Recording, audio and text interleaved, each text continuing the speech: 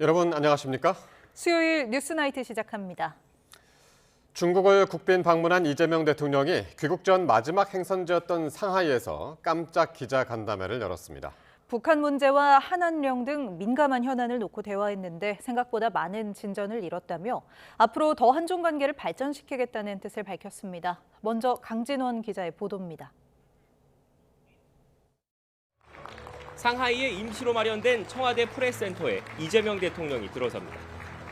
방중 일정에 동행한 기자단과 예정에 없던 간담회를 연 이 대통령은 새해 벽두 이뤄진 3박 4일간의 중국 방문 의미를 이렇게 평가했습니다. 변화하는 국제 질서 속에서 우리 대한민국의 국익을 더욱 단단하게 하고 한중 관계를 보다 안정적이고 성숙한 방향으로 발전시키는 중요한 외교 일정입니다. 특히 지난해 11월 경주 에이펙 대 이후 2달여 만에 개최된 한중 정상회담에서 생각보다 많은 진전이 있었던 것 같다고 강조했습니다. 교감도 많이 이루어졌던 것 같고 또 여러 예를 들면 대립할 수 있는 사안들에 대해서도 아주 원만하게 해소할 수 있는 길을 찾아냈던 것 같습니다. 비핵화를 포함한 한반도 평화와 한한령, 그리고 서해 구조물 등 민감한 현안에 대해 진지하게 대화했고 문제 해결의 필요성을 놓고 큰 틀에서 공감대를 이뤘다는 취지입니다. 이 대통령은 한중 관계의 가장 기본적 관계는 신뢰 회복이라며 시 주석과 친분 형성도 이번 방중의 성과로 꼽았습니다. 이번 정상회담에서는 한중 간의 신뢰 회복, 또 한국과 중국 국민들 간의 우호적 인식, 공감을 좀 확대하는 데 중점을 뒀다는 말씀을 드리고 또 중국은 경제, 안보, 문화 모든 분야에서 매우 중요한 이웃 국가라며 불필요하게 서로를 자극하거나 대립할 필요가 없다고 못 박았습니다. 이 대통령이 방중 마지막 날 직접 언론 앞에 선 건 한중 관계 복원 등 외교 과정을 국민에게 투명하게 공개하겠다는 대통령의 의지에 따른 거로 보입니다. 상하이에서 YTN 강진원입니다.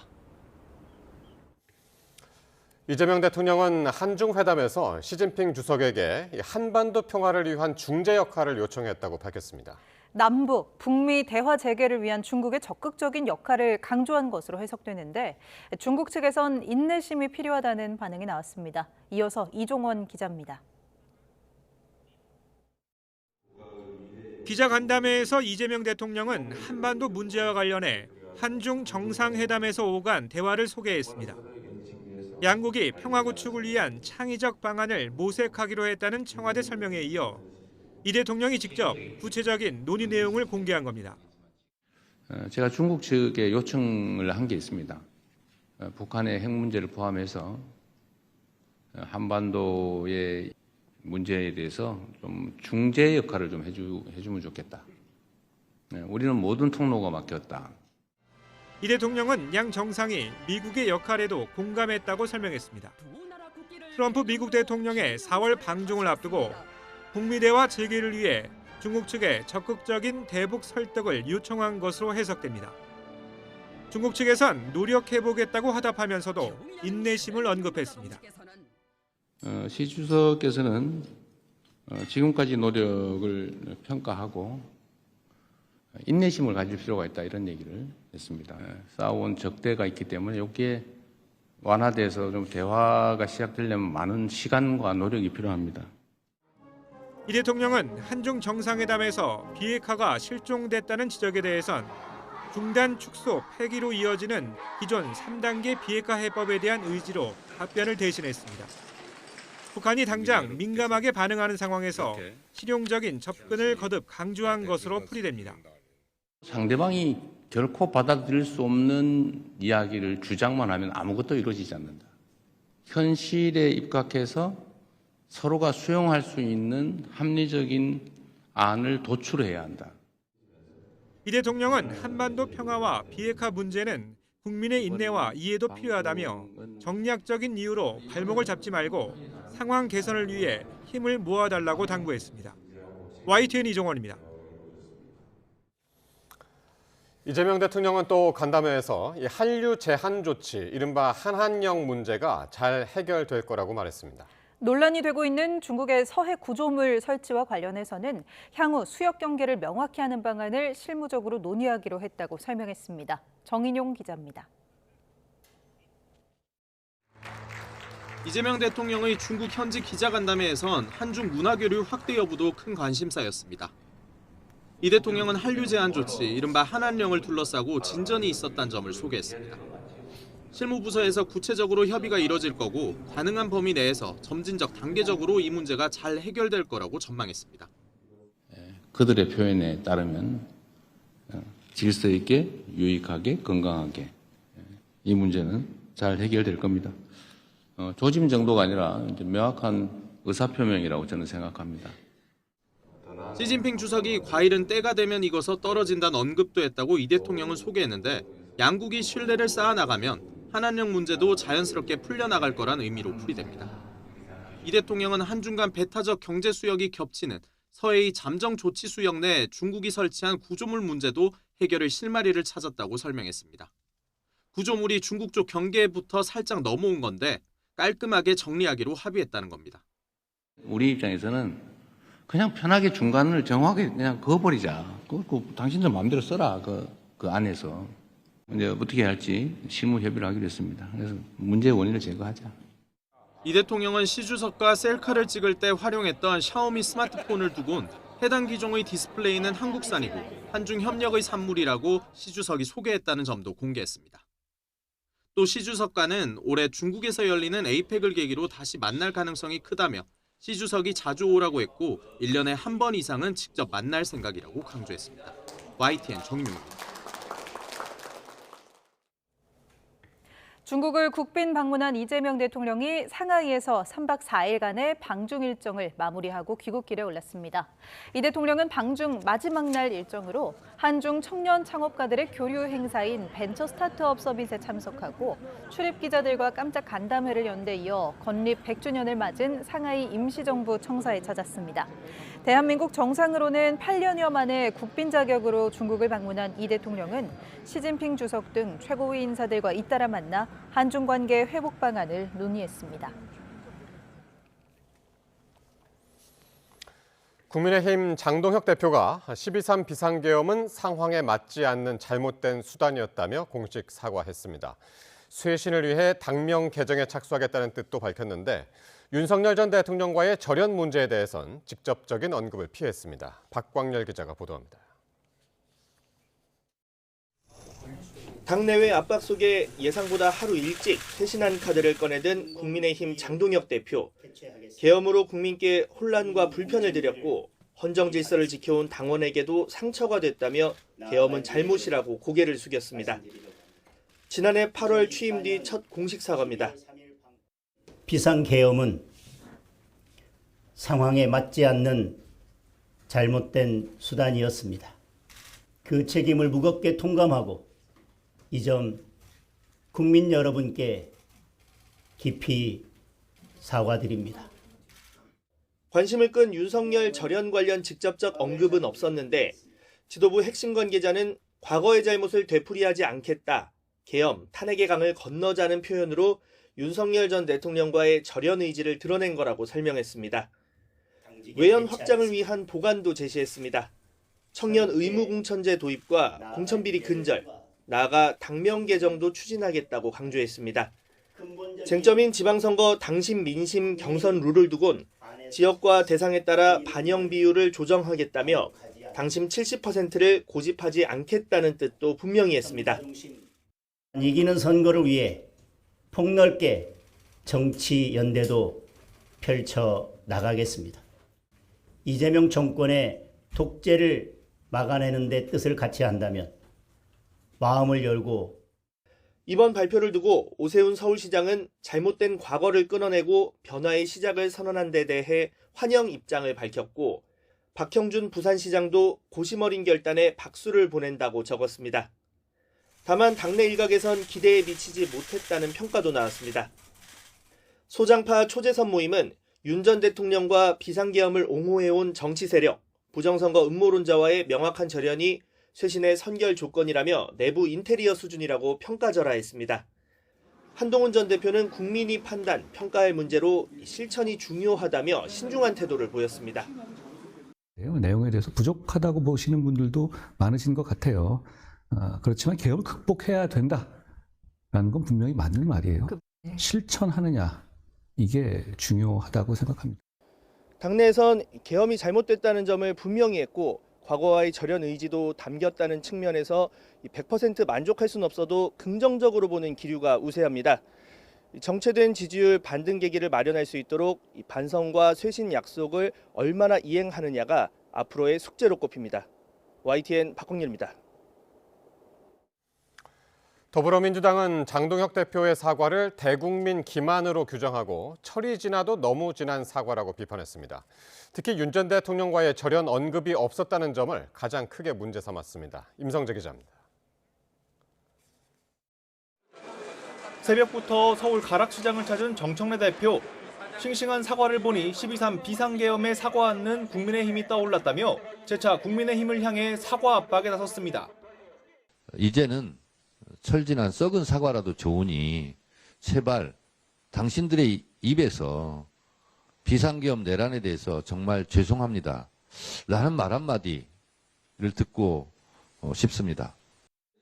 공교롭게 정 대표 발언 직후 국민의힘 장동혁 대표의 계엄 사과가 이뤄졌지만 민주당의 표정은 싸늘했습니다.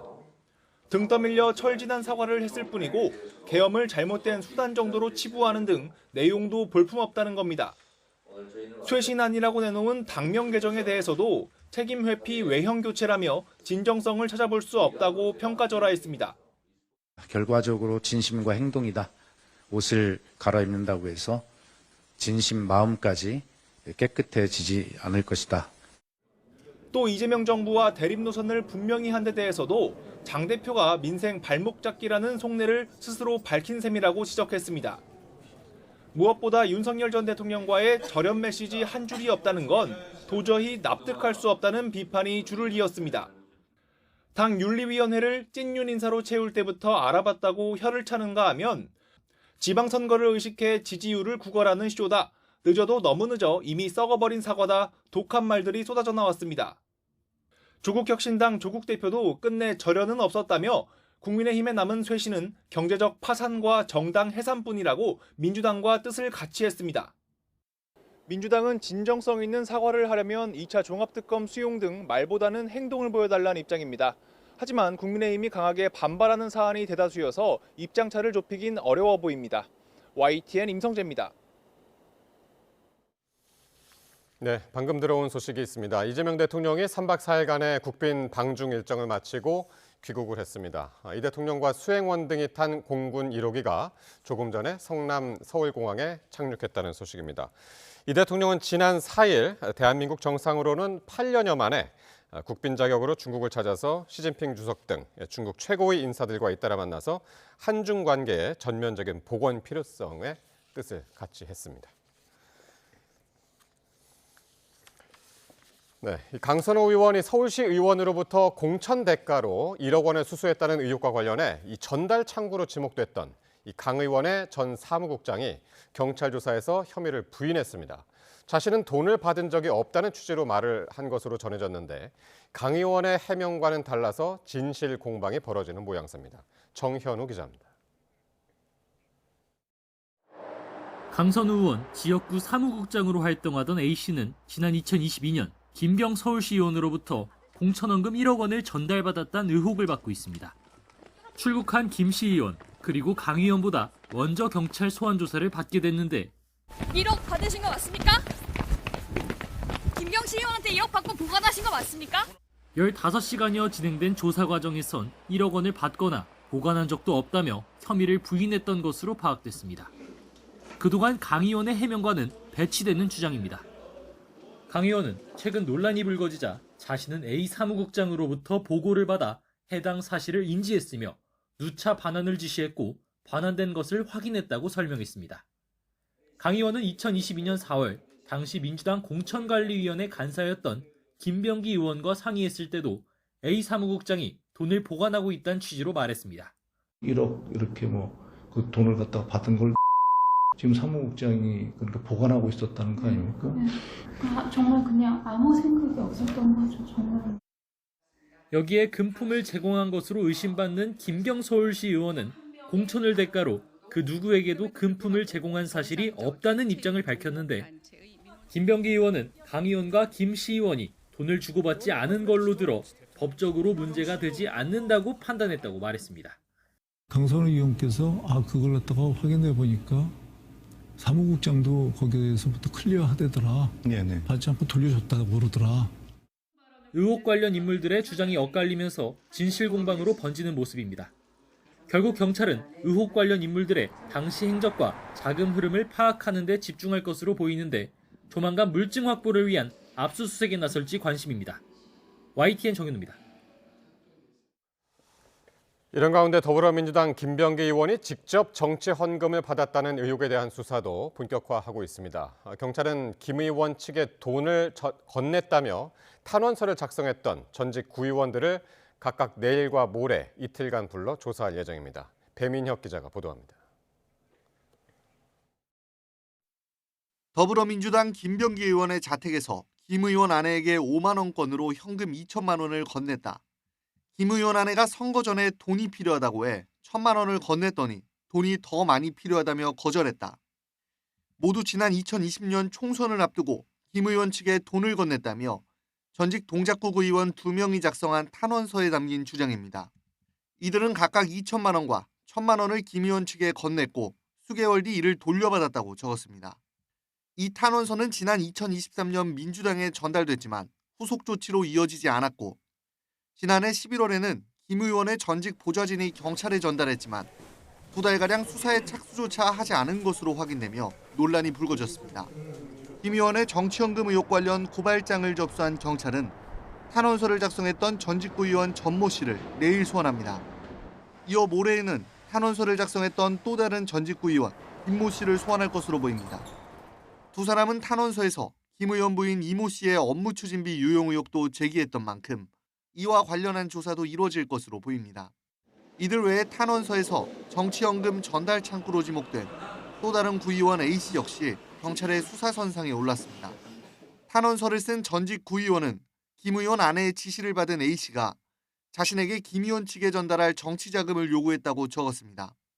김 의원의 측근으로 알려진 A씨는 김 의원 차남의 대학 편입 의혹에도 등장하는데 김 의원의 전직 보좌관은 경찰 조사에서 A씨와 함께 숭실대학교를 방문해 편입 방법을 알아봤다고 진술했습니다. 앞서 전직 보좌진을 참고인으로 부른 경찰이 탄원서를 작성한 구의원들까지 조사하면서 김 의원 정치연금 의혹 수사에도 속도가 붙을 거라는 전망이 나옵니다. YTN 배민영입니다. 국민의힘은 민주당의 공천헌금 관련 특검법까지 발의하며 압박 수위를 높이고 있습니다. 민주당은 경찰 수사로도 충분한 사안에 야당이 정치 공세를 펼치고 있고 또 은폐 의혹도 사실과 다르다면서 진화에 나섰습니다. 윤웅선 기자입니다. 국민의힘이 김병기, 강선우 의원의 공천 뇌물수수 의혹 사건 진상규명을 위한 특검법을 발의했습니다. 강 의원이 공천을 대가로 1억 원을 수수하고 김 의원이 이를 묵인했다는 의혹과 더불어 김 의원 본인이 전현직 구의원 등으로부터 이른바 새우깡 돈봉투를 수수했다는 의혹, 크게 두 가지가 수사 대상입니다. 경찰에서 이렇게 미온적이고 편향적인 수사를 하고 있는 것이 아닌가 우려가 돼서 특검을 통한 엄정하고 중립적인 수사가 필요한 상황입니다. 특히 지난 2024년 총선 당시 당대표로서 공천의 최고 책임자였다며 이재명 대통령도 수사 대상에 포함했습니다. 송원석 원내대표는 민주당 공천뇌물 카르텔의 전모를 완전히 밝혀야 한다면서 당시 지도부가 의혹을 인지하고도 공천을 진행했다면 공범으로 봐야 한다고 주장했습니다. 이번 사안을 개인의 일탈로 규정하고 있는 민주당과 달리 정권 차원의 게이트로 키우기 위해 국민의힘이 이 대통령까지 겨눈 것으로 풀이됩니다. 반면 민주당은 구성원들이 경각심을 가져야 한다며 의혹 확산 차단에 나서면서도 특검에는 선을 그었습니다. 복잡한 사건이 아닌 만큼 금방 경찰 조사 결과가 나올 수 있다는 겁니다. 정치 공세다 이렇게 보고요. 모든 걸 특검으로 다 처리한다는 것 자체가 국가의 정부의 형사 시스템 자체를 다 부정하는. 민주당은 김병기 의원의 금품 수수 의혹 탄원서가 당시 이재명 국회의원실 보좌관이던 김현지 청와대 부속실장에게 전달됐지만 묵살됐다는 의혹에 대해서도 적극 해명에 나섰습니다. 당시 들어온 모든 탄원에 접수 기록이 없다며 의도적인 은폐가 아니라 시스템 미비라고 주장했습니다. 짧은 시간에 너무나 많은 건들이 접수되기 때문에 기계적으로 부서에 그냥 전달하는 그런 정도의 조치밖에 이루어지지 않는 그런 상황 속에서 민주당 내에서는 냉랭한 분위기 속 김병기 의원에 대해 공개 탈당 요구와 윤리심판원 결과를 지켜보자는 신중론이 동시에 나오고 있습니다. 징계 결과가 정해지거나 김 의원이 결단하기 전까지 당분간 혼란은 불가피해 보입니다. YTN 윤웅성입니다. 무주택자임을 강조하면서 20억 원대 전셋집에서 거주해온 이해훈 기획예산처 장관 후보자 부부가 최근 이른바 로또 청약 당첨으로 거액의 시세 차익을 확보한 걸로 나타났습니다. 국민의힘의 낙마 공세는 더욱 거세졌습니다. 김철희 기자가 보도합니다. 이해훈 후보자의 배우자는 재작년 서울 반포동에 있는 54평형 아파트 청약에 당첨됐습니다. 수십억 원 차익이 예상되는 이른바 로또 청약 물량으로 당시 경쟁률만 80대 1에 달한 것으로 알려졌습니다. 이 후보자는 청문 요청서에 아파트 가액을 37억 원으로 기재했지만 실제 호가는 100억 원에 육박한다는 평가입니다. 지금 말씀드리긴 좀 어려운데 60평대는 지금 100억 얘기해 주시는 데도 있고 2년도 안 돼 70억 원 가까운 시세 차익을 확보하고 170억 원대 재산을 신고한 이 후보자. 과거 집 없는 서름을 여러 차례 강조하고 제가 무주택자이다. 저는 지금 실직자라 공직자도 아니고 제가 뭐라고 얘기를 해도 오해를 받지 않을 만한 사람이라는 것을 먼저 전제로 청약제도를 비판한 사실이 알려지며 서민 코스프레, 내로남불 논란이 일었습니다. 여기에 자녀들이 미성년자 시절 부모 찬스를 활용해 거액의 증여세를 납부했다는 의혹과 장남 논문 작성에도 배우자 도움이 있었다는 문제 제기까지 더해지자 야권의 낙마 공세는 절정으로 치달았습니다. 이 정도라면 의도적으로 사전 검증을 전혀 안 한 것 아닌가라는 생각이 들 정도잖아요. 1일 1 논란 속 여권 핵심 지지층에서도 심상치 않은 분위기가 감지되는데 민주당은 적극 옹호를 자제하고 있습니다. 당내에서 도덕성이 국민 눈높이에 맞지 않는다. 해명이 어려울 거란 비관론까지 나왔는데 중요한 건 당사자 소명이라며 수습의 공을 이 후보자에게 넘겼습니다. 인사청문 과정에서 사실관계를 얼마나 잘 소명하느냐가 문제일 것 같고 이 후보자가 연일 제기되는 새로운 의혹을 해명하고 2주 뒤 무사히 청문회를 치를 수 있을지 회의적인 목소리가 진영을 가리지 않고 커지고 있습니다. YTN 김철입니다. 미국이 그린란드에 대한 야욕을 연일 숨기지 않는 가운데 백악관은 군사력 동원까지 검토하고 있다고 밝혔습니다. 하지만 루비오 국무장관은 트럼프 행정부의 목표가 군사작전이 아닌 그린란드 매입이라고 진화에 나섰습니다. 김잔디 기자의 보도입니다. 도널드 트럼프 미국 행정부가 현지 시간 6일 덴마크령 그린란드 병합을 위해 군사적 수단도 선택지가 될 수 있다고 밝혔습니다. 로이터 통신에 따르면 백악관은 관련 질의에 그린란드 인수는 미국의 국가안보 최우선 과제며 북극 지역에서 우리 적들을 억제하는 데 필수라는 점을 분명히 해왔다고 답했습니다. 또 트럼프 대통령은 이를 위해 군사력 사용을 포함한 모든 옵션을 검토하고 있다며 미군을 활용하는 것은 언제나 선택지 중의 하나라고 덧붙였습니다. 이는 트럼프 대통령이 베네수엘라 군사작전 직후인 지난 4일 국가 안보를 위해 그린란드가 필요하다고 발언한 데 이은 공식 입장입니다. 집권 1기 때부터 그린란드 매입 의지를 보여왔던 트럼프 대통령은 마두로 대통령 체포 성공 이후 그린란드에 대한 욕심을 부쩍 드러내고 있습니다.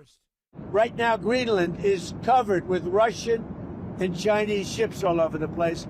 We need Greenland from the standpoint of national security, and Denmark is not going to be able to do it.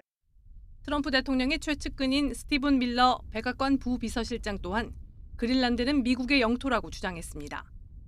이어 트럼프 행정부가 원한다면 이 덴마크 영토를 점령할 수 있다고 밝혔습니다. 밀러 부실장은 특히 CNN 인터뷰에서 누구도 그린란드의 미래를 두고 미국과 싸우려 하지 않을 것이라며 군사행동 가능성을 시사했습니다. The United States should have Greenland as part of the United States. There's no need to even think or talk about this in the context that you're asking of a military operation. Nobody's going to fight the United States militarily over the future of Greenland. 하지만 마코 루비오 미 국무장관은 의회 비공개 브리핑에서 미국의 그린란드 침공 우려와 관련해 트럼프 행정부의 목표는 그린란드 매입이라고 강조했습니다.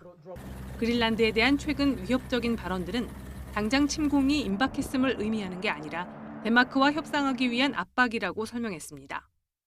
미국의 노골적인 위협에 덴마크는 강하게 반발했고 유럽 주요국 정상들은 그린란드는 그곳 주민들의 것이라며 공동 성명을 발표했습니다. YTN 김지한입니다. 트럼프 대통령이 중간 선거에서 질 경우 자신이 탄핵 소추를 당할 거라며 공화당의 결집을 촉구했습니다. 지지율 악화에 마두로 대통령 체포에 대한 여론의 움직임에 위기감을 드러낸 것으로 보입니다. 워싱턴 홍상희 특파원입니다. 공화당 소속 연방 하원 의원들을 향해 트럼프 대통령은 이번 마두로 대통령 체포 작전이 전술적으로 훌륭했다고 말했습니다. 또 미군은 한 명도 희생되지 않았다면서 미국의 강력한 군사력을 증명한 계기가 됐다고 강조했습니다. It was brilliant tactically. It was an incredible thing. But the United States proved once again that we have the most powerful, most lethal, most sophisticated, and most fearsome. It's a fearsome military on planet Earth. 마두로 대통령은 수백만 명을 죽이고 고문한 난폭한 인물이라며 체포 작전이 정당했음을 다시 강조했습니다. 그러면서도 국제사회는 물론 미국 안에서 일고 있는 비판적인 여론을 의식한 듯 중간 선거에 대한 위기감도 드러냈습니다. 만약 11월 중간 선거에서 패한다면 자신이 탄핵 소추를 당할 거라며 공화당 의원들에게 총력 대응을 촉구했습니다. You got to win the midterms, because if we don't win the midterms, it's just going to be. I mean, they'll find a reason to impeach me. I'll get impeached. 정치권에서의 반발뿐 아니라 과도한 대외 개입보다는 경제 등 국내 현안 해결을 요구하는 지지층 마가의 이탈을 우려한 발언으로 보입니다. 트럼프 대통령의 측근이었던 마조리 테일러 그린 의원의 사퇴와 7선 공화당 소속 라말파 의원의 별세로 연방 하원에서 공화당과 민주당의 의석 차는 5석으로 줄었습니다. 오는 11월 중간 선거에서 민주당이 승리해 하원을 장악할 경우 트럼프 대통령에 대한 탄핵을 발의할 수 있게 됩니다. 트럼프 대통령은 지난 2018년 중간 선거에서도 하원을 민주당에 내준 뒤 2차례 탄핵 위기를 겪었습니다. 워싱턴에서 YTN 홍상입니다.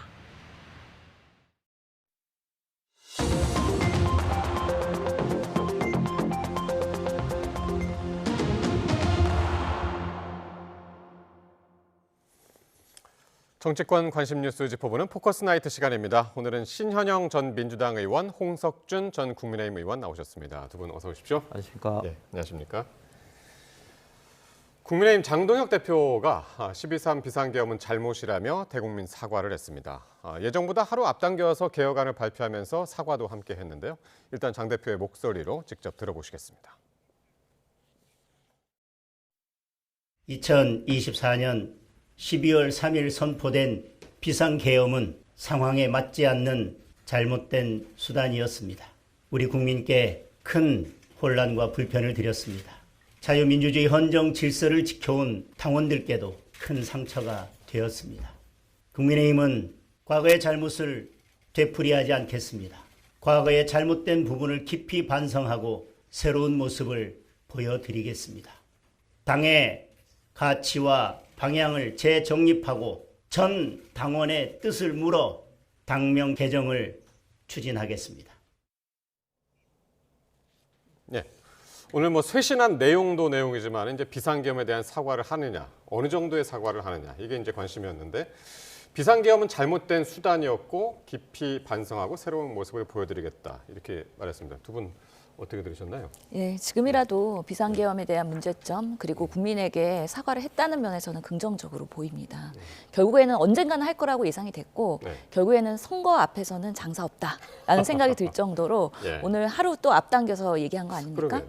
그만큼 장동혁 지도부 체제가 좀 휘청하는 거 아니냐 이런 관측을 할 수가 있고요. 왜냐하면 얼마 전에 또 김도읍 정책위의장도 사실은 그랬기 때문에 이제 최고위 이제 지도부 내에서도 여러 가지 7대3 룰에 대해서도 지금 반대하는 목소리들이 꽤 강하고 이러다 보니까 장동혁 호가 언제까지 갈 수 있냐, 비대위 전환되는 거 아니냐 이런 얘기들이 많이 나왔었거든요. 그런 면에서 이 상황을 수습을 해야 되는데 또 갑자기 변화하면은 또 내부에서 분란이나 아니면 윤 어게인 세력들이 또 비판을 할 수밖에 없기 때문에 정말 하루에 1도 바뀐다는 생각으로 아주 점진적으로 그렇기 때문에 비상계엄에 대해서는 문제가 있다고 인정을 했지만 탄핵에 대해서는 언급하지 않고 윤석열, 김건희와의 단절 이런 부분은 언급하지 않는 방식으로 이렇게 빠져나가는 전략을 취한 거 아니냐라는 생각이 듭니다. 그동안 1도씩만 움직였어도 그렇게 급변칙으로 이번에 안 했어도 되는데 어쨌든 그런 것도 이제 감안을 했다라는 거 보시는 거고 사실은 이제 원래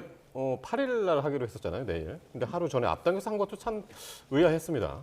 예, 뭐 시간이 사실 중요한 건 아니지만 사실은 이런 어떤 문제에 대해서는 장동혁 대표 체제가 4개월 지금 접어들고 있는데 오히려 좀 더 빨리 했으면 좋았을 뻔했다 이런 생각도 듭니다. 왜냐하면 장동혁 대표 같은 경우는 1.5선이라고 하지만 그래도 사무총장도 영임했고 해서 지방선거를 앞두고 나름대로 어떤 타임 스케줄이 있을 거라고 저는 봅니다. 그런데 사실은 오늘은 가장 중요한 것은 당을 개혁하고 혁신하는, 쇄신하는 어떤 모습을 보이는 그런 발표인데 이 부분이 좀 뒤에 가고 앞에 개헌 부분이 좀 강조되다 보니까 언론에서 이제 이 부분이 조금 더 포커스를 맞추고 있습니다. 사실 그동안 장동혁 대표도 이 비상계엄이라는 수단 자체는 잘못됐다. 그러나 그 원인을 제공한 것은 민주당이고 그 민주당의 어떤 그 무차별적인 탄핵이라든지 이런 것 때문에 비상계엄을 했지만 그 비상계엄 자체는 잘못이고 특히 국민에게 불안과 불편함을 끼쳐드린 것은 당연히 잘못했다 이런 식으로 뭐 부분적으로는 이야기해 왔습니다. 전제가 항상 있었죠. 묶어서 전제 없이 이야기한 것은 이번이 좀 처음인 것 같은데 사실 당 내외에서 이제 이것을 두고 좀 여러 가지 좀 이야기는 있습니다만 저는 개인적으로 봤을 때 뒷부분에 있는 당 개혁, 혁신, 쇄신 이런 부분이 상대적으로 좀 묻혀가지고 좀 아쉽습니다. 그러셨군요. 자, 지금 말씀하신 것처럼 지금 장동혁 대표의 오늘 대국민 사과 또 쇄신한 발표에 대해서 당 내외의 평가가 참 다양했습니다. 국민의힘 권영진 의원 그리고 민주당 박수현 대변인의 목소리로 들어보시겠습니다.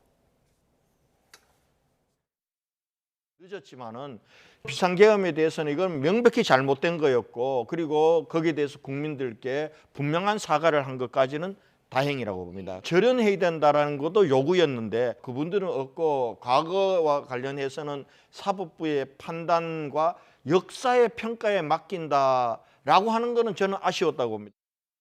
옷을 갈아입는다고 그래서 안에 몸이 정갈하게 정리되지 않는다면 냄새가 사라질 수 있겠습니까? 당명 개정을 통해서 과거를 덮고자 했던 역사를 국민은 잘 기억하고 계십니다. 결과적으로 진심과 행동이다라는 말씀을 드립니다. 네. 뭐 뒤에 이제 당명 개정 이야기까지 나왔는데 그건 이따가 이야기하기로 하고 일단 국민의힘 당 내부에서도 지금 평가가 엇갈리고 있습니다. 오세훈 서울시장, 박형준 부산시장은 적극 환영한다, 박수를 보낸다까지 그렇게 얘기를 했고요. 그런데 이제 권영진 의원처럼 윤 전 대통령과의 분명한 입장이 없어서 그게 아쉽다. 이게 이제 과거의 일들은 사법부와 역사의 평가에 맡겨놓겠다. 요게 이제 상당히 아쉬운 워딩이라고 지금 이야기를 하네요. 그렇죠. 여전히 지금 윤 어게인과의 연관성에 대해서는 계속 가지고 가겠다. 통합을 해야 된다. 그래서 집토끼를 잡고 가겠다. 이런 방식으로의 메시지이기 때문에 과연 국민의힘이 보수로서의 합리적으로 거듭날 수 있을 것인가에 대해서 국민들이 여전히 묻고 계시는 거고 그런 부분에 있어서는 오늘 사과가 100% 만족스럽지는 않았다는 거에 대해서 내부에서도 비판이 나오는 것이죠.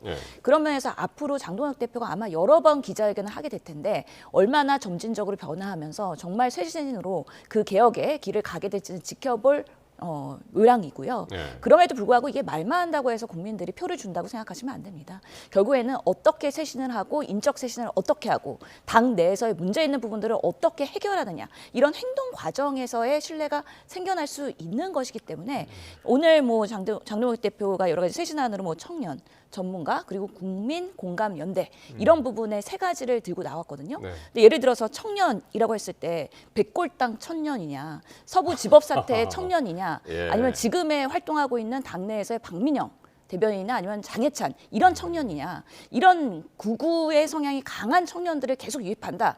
그러면 그거는 행동으로서는 국민들이 인정을 할 수가 없는 쇄신안이 될 것이기 때문에 앞으로 어떤 방식으로 당내를 질서 정연하게 개혁할 것인가 이런 부분에 있어서 여전히 챌린징이 많이 남아있다라고 네. 말씀드리겠습니다. 권영진 의원도 속해 있는 모임이죠. 이게 국민의힘의 소장파 모임, 대안과 미래에서는 내부 인테리어 수준이라고 그랬어요. 이건 어떻게 보면은 이거 재건축까지 해야 될 일을 인테리어만 하고 끝난 것 아니냐, 뭐 이런 이야기도 들립니다. 예, 인테리어라고 하면서 좀 평가절하를 했는데, 예. 이제 결국 이제 어떤 시각에서 바라보느냐에 따라서 저는 이제 인테리어가 맞느냐 안 맞느냐 결판이 난다고 봅니다. 무슨 말인가 하면 사실은 저도 좀 전에 말씀드린 것처럼 오늘의 가장 핵심적인 것은 당을 어떻게 개혁 혁신하느냐, 즉 당내 어떤 평가 시스템과 경쟁 시스템을 어떻게 해서 자연스럽게 인적 순환이 중진들은 자연스럽게 좀 이제 이제 물러나고 또 젊은 피를 어떻게 수혈을 하느냐 뭐 등등등 이런 것들이 사실은 가장 중요한데, 물론 오늘 뭐 청년들을 뭐 의무적으로 하고 이런 게 뭐 일반론적으로 나왔습니다만 상대적으로 좀 구체성이 좀 부족한 부분도 있었다. 이런 부분에 대해서는 앞으로도 계속적으로 장동혁 대표나 또는 다른 루트를 통해서 계속 해야 될 것 같고, 예. 그런데 이제 윤석열 전 대통령의 어떤 저런 부분이 이제 없어서 좀 아쉽다 이렇게 이야기하는 부분에 대해서는 저는 그러면 어떻게 처리해야 되느냐. 지금 윤석열 전 대통령 부부가 영어의 몸으로 지금 감옥에 있고 또 지금 당원도 아닌데 그러면 뭐 처리한다 말로 이렇게 할 수 있는 문제냐. 그런 면에서 오히려 지금 장동혁 대표가 그런 어떤 말을 하기가 상당히 더 어렵다. 오히려 말을 했다 그러면 방법은 그럼 어떻게 처리하느냐, 또 대법원 공격을 받는 거죠. 뭐 지금 탈당했다가 지금 감옥에 있는 분하고 어떤 관계를 지금 맺을 수가 또 있는 겁니까? 그렇기 때문에 저는 오히려 그런 이야기를 하는 것 자체가 좀 우리 스스로 좀 수렁으로 좀 빠져 들어가는 길이다. 이제 앞으로 남은 것은 장동혁 트레이드마크라는 당의 개혁 혁신 쇄신을 어떻게 당 내외 인정받을 수 있도록 밀어붙이느냐, 여기에서 대표로서 그리고 당의 어떤 지도자로서 평가가 갈릴 것 같습니다. 네. 그리고 또 이제 국민의힘 그 간판도 좀 갈릴 것 같은데 당명 개정도 추진하겠다고 그래서 조금 전에 들으셨지만 민주당에서는 뭐 옷 갈아입는다고 뭐 몸이 깨끗해지는 거냐 이제 그렇게까지 이제 얘기를 했는데, 그렇죠. 어떻게 들으셨나요? 옷을 갈아입는다고 사람이 바뀌지는 않죠. 근데 사실은 뭐 저도 경험한 그 보수의 대표적인 국민의힘은 여러 번 당명을 바꾸면서 사실은 옷을 계속 갈아입으면서 선거를 해왔습니다. 그렇기 때문에 민자당에서 신한국당, 한나라당, 새누리당, 자유한국당, 미래통합당 그리고 국민의힘까지. 이번에 바뀌면 7번째. 예, 그렇기 때문에 수시로 이름을 바꿨던 거예요. 그리고 간판을 새로 달았어요. 근데 사람들은 그대로예요. 그리고 지지하는 그리고 메시지 이런 것들이 그대로라면 아니 옷 갈아입는다고 우리 유권자들이 현혹될 것 같아? 이런 비판을 또 다시 당면할 수가 있기 때문에 결국에는 내부의 컨텐츠 그리고 정말 지도자들의 그런 리더십 이런 방식으로의 사람이 변할 수밖에 없는데, 지금의 최고위원회 주류도 여전히 장동혁, 뭐 김민수 이런 분들이잖아요. 그리고 이따가 우리 얘기할 고성국 이런 분들이 이제 입당을 하면서, 입당한다는 거는 뭔가 당내에서 역할을 하겠다는 얘기겠죠.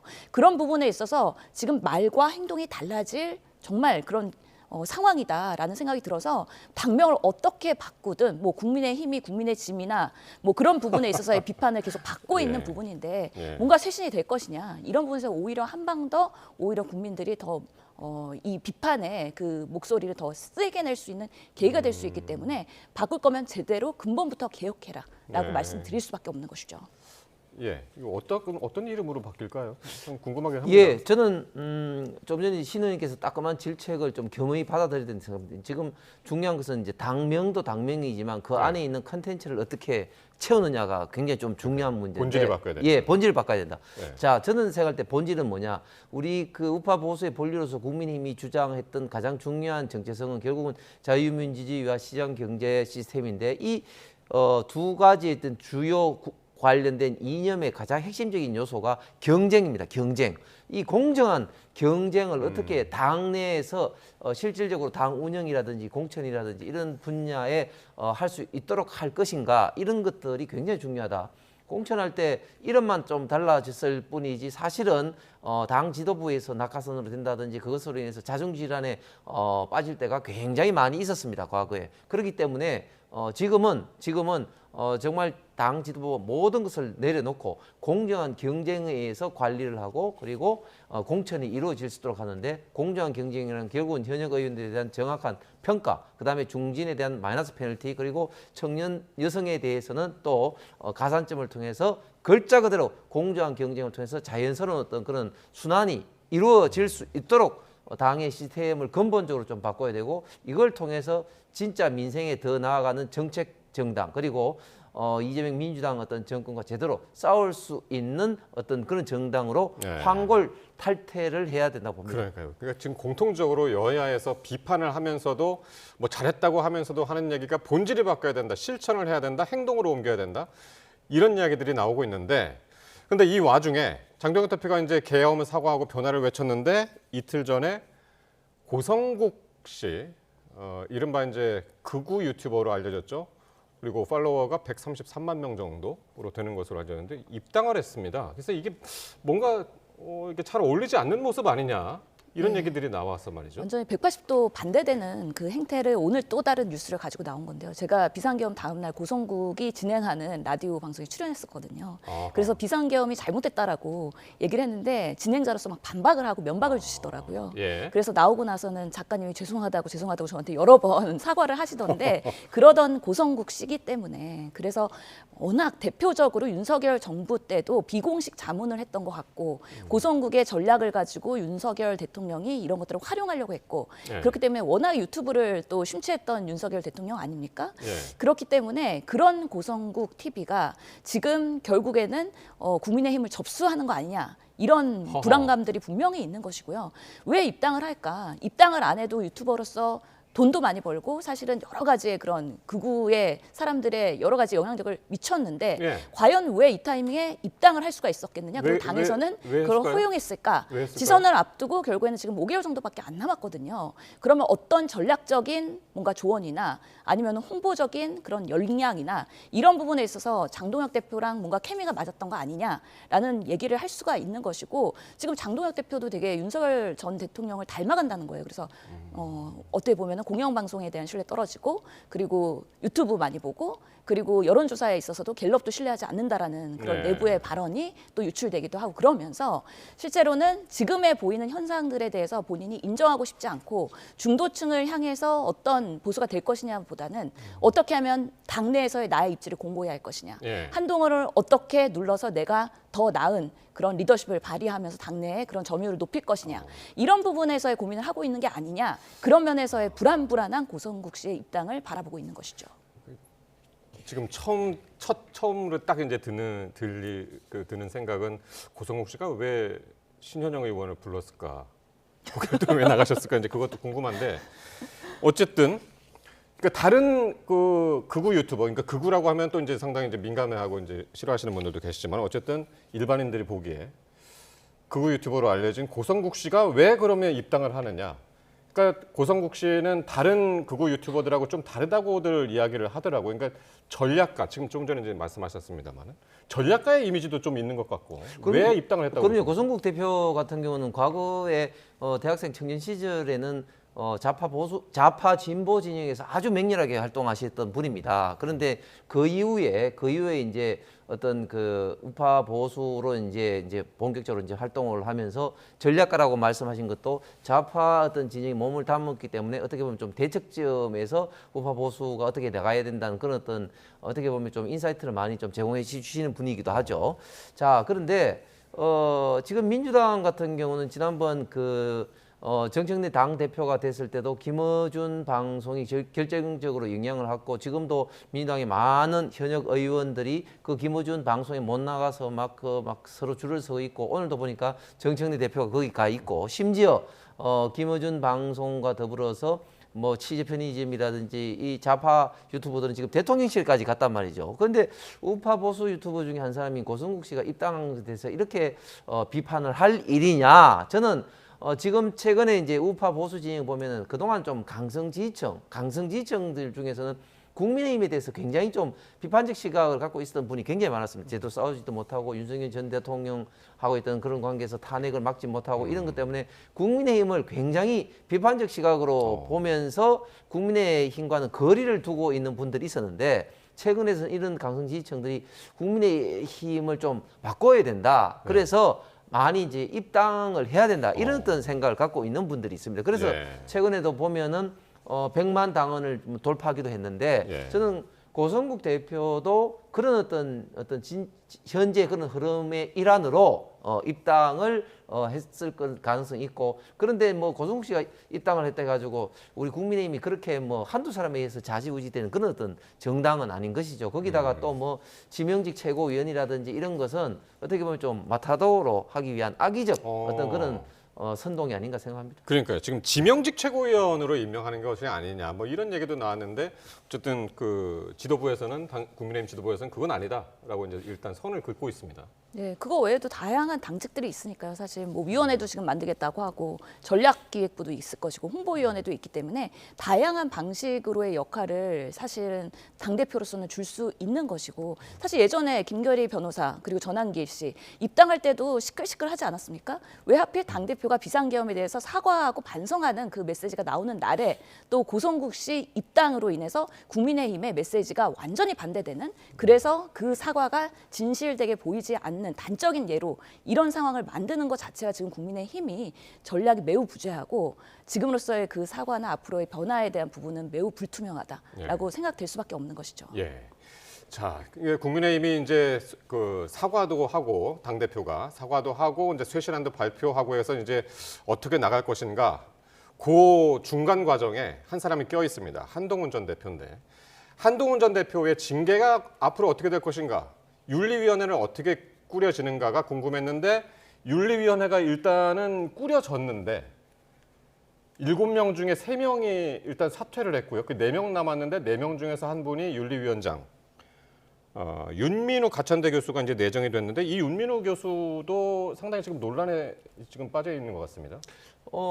좀 상대적으로 굉장히 좀 그 우파 보수 어떤 성향의 어떤 철학이 좀 투철하신 분이고 그리고 또 정치적 감각도 또 있는 분으로 알려져 있습니다. 왜냐하면 본인이 이제 정치학을 또 전공을 하셨고 또 여러 어떤 조직 생활을 하셨기 때문에 그런 어떤 연장선상에서 윤리위원들끼리 호선을 통해서 이제 윤리위원장으로 선출이 되고 내일 이제 최고위원회에서 이제 임명이 되면 동시에 또 지금 이제 그 사퇴를 한 그 세 자리도 동시에 임명을 하는 그런 절차를 밟으면서 이제 윤리위원회가 이제 구성이 됩니다. 그렇게 되면 그동안 이제 당무감사위원회에서 넘어왔던 김종혁 전 최고의 당권정지 뭐 2년 권고라든지 또 한동훈 전 대표의 당계 이 사건 이슈에 대해서도 윤리위원회에서도 조만간 판단을 내릴 것 같은데 어쨌든 지금 윤리위원회 어떤 고심도 많겠지만 그러나 당의 화합을 위해서도 이 문제를 없다는 듯이 덮고 갈 수는 지금은 없다. 어느 정도의 어떤 징계를 어느 정도 수준까지 내리느냐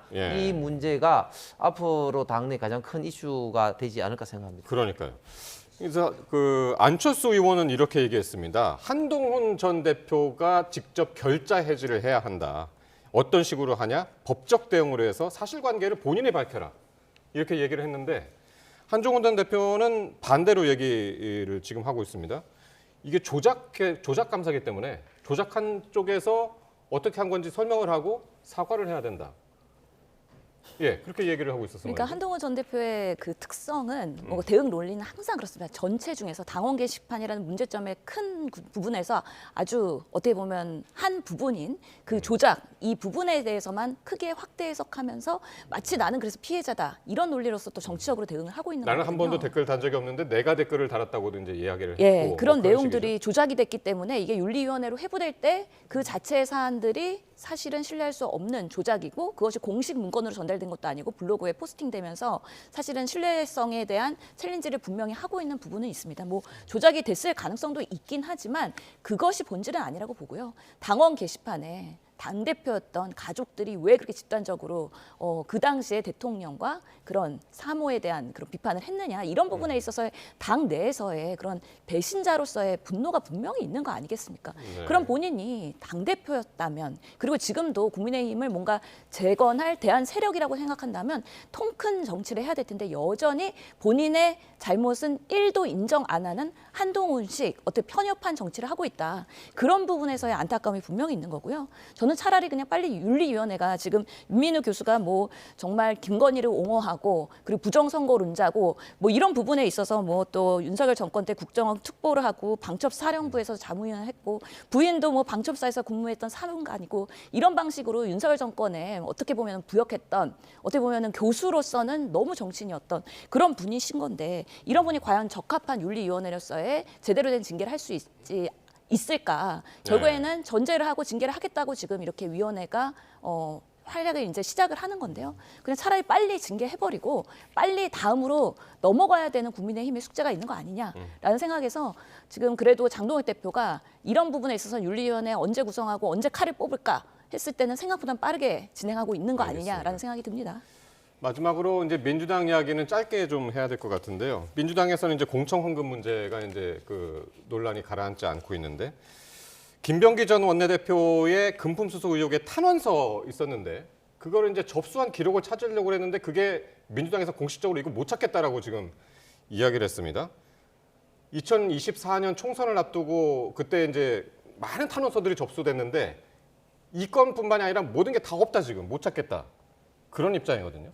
그러니까 이제 그래 되면 이제 민주당이 공당으로서 신뢰성이 전혀 없는 것이죠. 아니 그때 탄원서가 많다는 이유 때문에 못 찾겠다. 제가 봤을 때는 그거는 두 가지 중에 하나 봅니다. 정말 공당으로서 그런 기본적인 시스템이 안 갖춰져 있거나 아니면 거짓말하고 있거나 그런 두 가지 중에 하나인데 통상적으로 선거 때 많은 어떻게 보면 좀 탄원서 내지는 또 상대방을 비판하는 그런 것들 옵니다. 그런데 지금 이 이슈는 어떤 이슈냐? 이수진 당시 의원이 2023년도에 동작구 구의원들로부터 받았다는 탄원서입니다. 예. 그러니까 김병기 의원 어떤 지역에 관련된 구의원들이 공천 헌금이 왔다 갔다 한 그런 내용으로 탄원서를 3천만 원을 이수진 의원한테 줬고 이수진 의원은 보좌관을 통해서 김현지 당시 이재명 대표 선임 보좌관한테 줬는데 그것이 지금 없다는 거거든요. 그렇기 때문에 현역 의원이 준 탄원서이고 당 대표 보좌관이 받은 어떤 그런 내용인데 그게 없다? 제가 볼 때는 정당원으로서 도저히 좀 이해할 수가 없다. 네. 다시 한번 말씀드리지만 정말 이렇게 된다면 민당이 공당으로서 있던 시스템이 문제 있거나 아니면 김현지와의 어떤 그런 어떤 관계성을 좀 꼬리 자르기 위해서 거짓말을 하고 있는 것이 아닌가 싶습니다. 네. 그래서 이제 국민의힘에서는 오늘 관련한 특검법도 이제 발의를 한 상황인데 지금 민주당에서는 가장 관심 있고 또 주변에서도 이제 관심 있게 지켜보는 것이 김병기 전 원내대표가 자진 탈당을 할 것이냐, 아니면은 제명을 당할 것이냐, 아니면 뭐 경징계 이런 수준에서 머물 것이냐. 어떻게 예상을 하시나요? 사안이 엄중하고요. 실제로 수사로 밝혀져야 되는 데 있어서의 내용도 상당히 많고 그렇기 때문에 김병기 전 원내대표는 본인이 탈당하지 않겠다라고 명확하게 의사를 밝혔기 때문에 자진 탈당을 기대하기는 어려운 상황이다. 그럼에도 불구하고 지금 사안은 계속해서 커질 수밖에 없는 중요한 사안이기 때문에 아마 이거는 당 차원에서 윤리심판원에서의 그런 판단과 여러 가지 객관적인 정황과 증거를 가지고서는 결국에는 정리를 할 수밖에 없는 상황이다.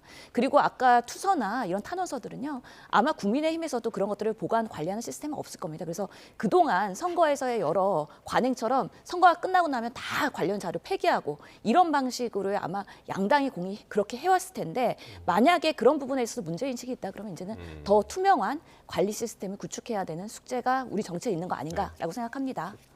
그래서 민주당에서도 공식적으로는 은폐가 아니다. 이제 그렇게 이제 이야기를 하고 있더군요. 자, 오늘 여기까지 듣겠습니다. 지금까지 신현영 전 민주당 의원, 홍석준 전 국민의힘 의원과 함께했습니다. 두 분 고맙습니다.